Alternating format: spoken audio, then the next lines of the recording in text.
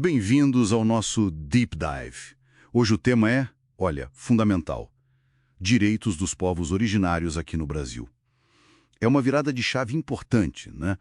Saímos daquela visão antiga do Código Civil de 16, que via os indígenas como relativamente incapazes, né? Visando integrar.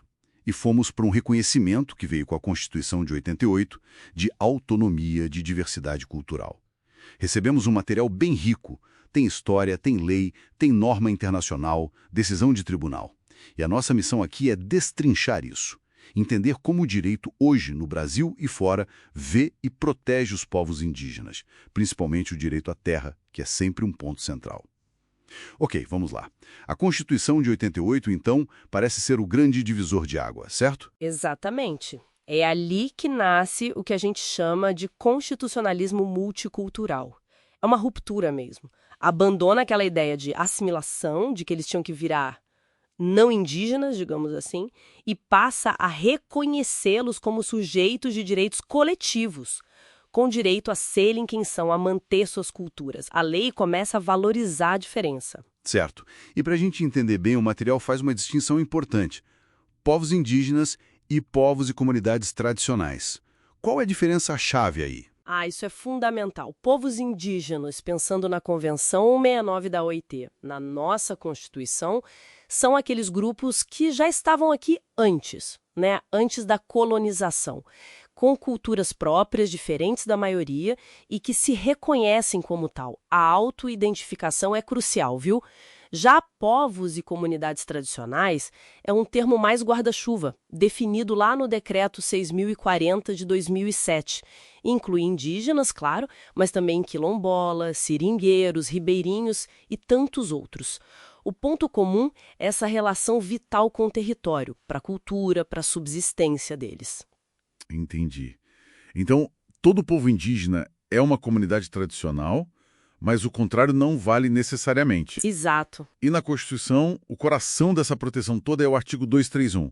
O que ele tem de tão central? Olha, ele reconhece tudo: organização social, os costumes, as línguas, as crenças deles, mas o ponto assim nevrálgico é dizer que os direitos sobre as terras que eles tradicionalmente ocupam são originários. Originários.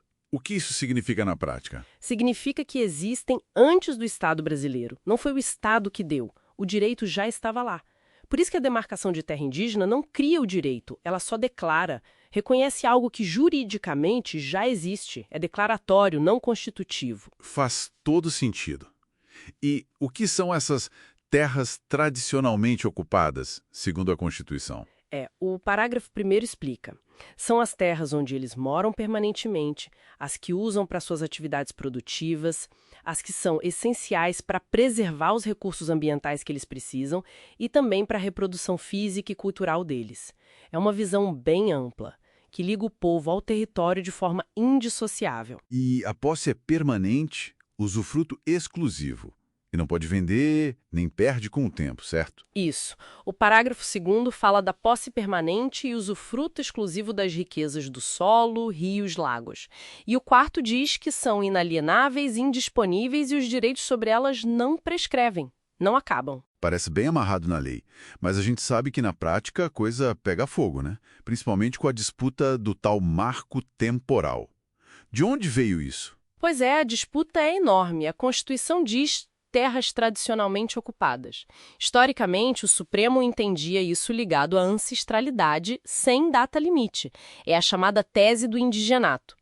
Só que, num julgamento específico, o caso Raposa Serra do Sol, surgiu uma interpretação diferente. A ideia de que essa ocupação tinha que ser comprovada na data da promulgação da Constituição, 5 de outubro de 1988. Esse é o marco temporal. E como está isso hoje? Porque teve decisão do STF recente, né? Sim, em 2023, o STF, num julgamento com repercussão geral, rejeitou formalmente a tese do marco temporal. Disse que o direito originário não depende dessa data. Só que o Congresso reagiu, aprovou uma lei, a 14.701, no final de 2023, tentando fixar o marco temporal na legislação. Nossa, que confusão! Essa lei teve vetos do presidente que foram derrubados pelo Congresso e agora essa mesma lei está sendo questionada lá no STF de novo por meio de ações diretas de inconstitucionalidade. Ou seja, a segurança jurídica ainda não veio. É um cabo de guerra. Entendi. E além da nossa Constituição, o direito internacional também joga um papel importante, né? A Convenção 169 da OIT, por exemplo. Crucial. O Brasil ratificou e o Supremo Tribunal Federal já disse que ela tem status supralegal. Supralegal, o que é isso? Está acima das leis comuns, mas abaixo da Constituição. É um status bem forte.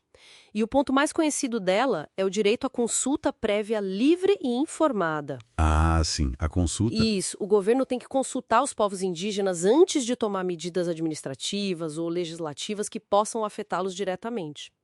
O STF entende que essa consulta é tipo condição de validade do ato. Se não consultar direito, o ato pode ser invalidado. Não é um veto, mas é um direito de participação fundamental. E tem as declarações da ONU e da OEA também, né? Elas funcionam como... Elas são o que chamamos de soft law.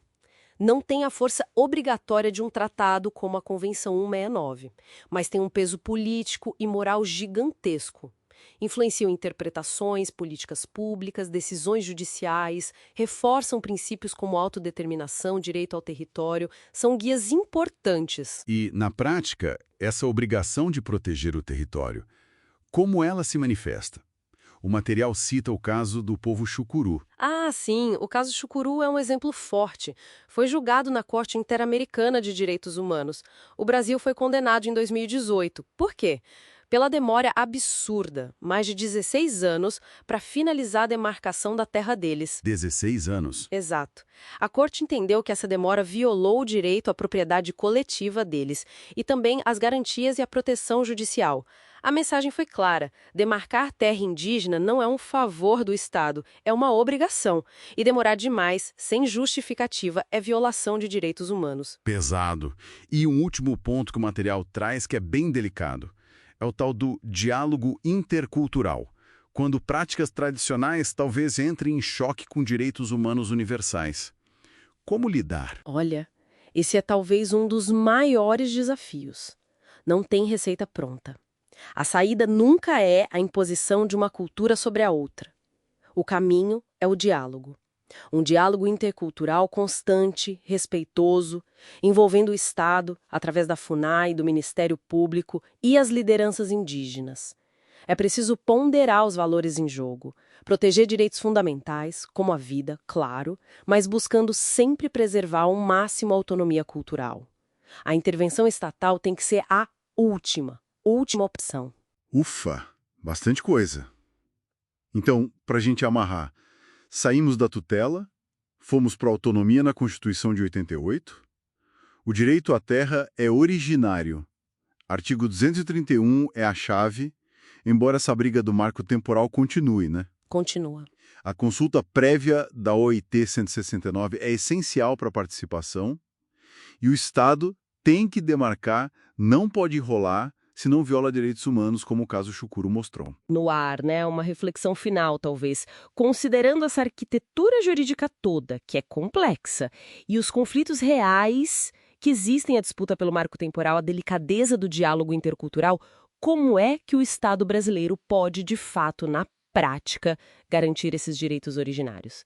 Como pode promover o respeito à diversidade indígena no meio de tanta pressão econômica, tanta pressão social sobre os territórios e os modos de vida deles? É o grande desafio.